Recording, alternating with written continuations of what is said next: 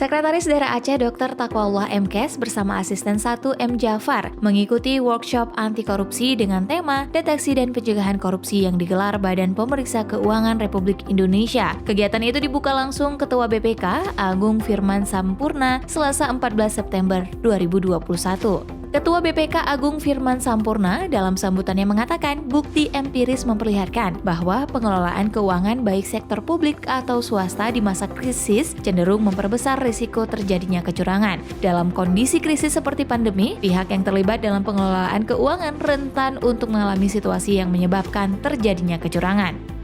Tekanan untuk melakukan kecurangan terjadi karena finansial atau keserakahan, karena anggapan bahwa korupsi bukanlah merupakan kesalahan dengan berbagai alasan pembenaran dan kesempatan yang memungkinkan korupsi terjadi karena lemahnya pengawasan internal.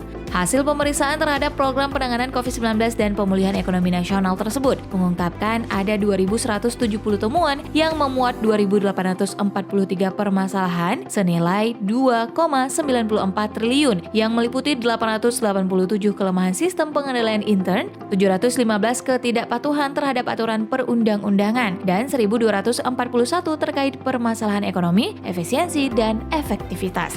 Dalam pemeriksaan tersebut selama tahun 2021, kata Agung, BPK mengidentifikasi sejumlah masalah terkait identifikasi dan kodifikasi anggaran PCPEN serta anggaran realisasinya. Untuk mengatasi masalah itu, BPK telah memberikan rekomendasi antara lain menetapkan Grand Design Rencana Kerja Satgas COVID-19 yang jelas dan terukur dan menyusun identifikasi kebutuhan barang dan jasa dalam penanganan pandemi COVID-19.